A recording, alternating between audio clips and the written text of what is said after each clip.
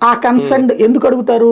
ఒకసారేమో నిందితుడి తరపు అడుగుతారు, ఒకసారేమో ప్రాసిక్యూషన్ తరపు అడుగుతారు. ఏళ్ల తరబడి సాగిపోతున్నాయి. అది ఎవరు తప్పు? అక్కడ న్యాయ వ్యవస్థ తప్పు. రెండవది, శిక్ష పడ్డ వాళ్ళని చెయ్యకూడదు అంటే ఇక్కడ రాజ్యాంగ వ్యవస్థల మధ్యన ఒక తేడా ఉంది. న్యాయ వ్యవస్థకి ఎట్లాంటి అధికారము లేదు, రేపు కూడా ఏమీ చేయలేదు. ఎందుకంటే అది ఏమన్నా అడుగుతోంది?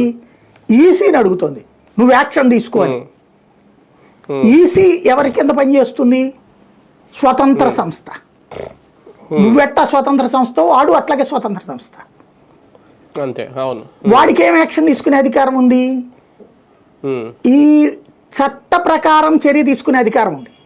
ఎన్నికల చట్ట ప్రకారం, ఎన్నికల చట్టంలో ఏముందంటే అదే అమలు చేయగలదు ఈసీ. దానికి విరుద్ధంగా అమలు చేసే అధికారం ఈసీకి లేదు.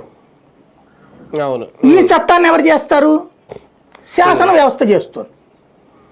ఆ శాసన వ్యవస్థ ఏం చేసింది? చట్టం 2 సంవత్సరాల పైబడి జైలు శిక్ష పడ్డటువంటి వాడికి అనర్హుడు అని చెప్పింది. లాలూ ప్రసాద్ యాదవ్ అందుకే కదా పోటీ చేయలేకపోతుంది.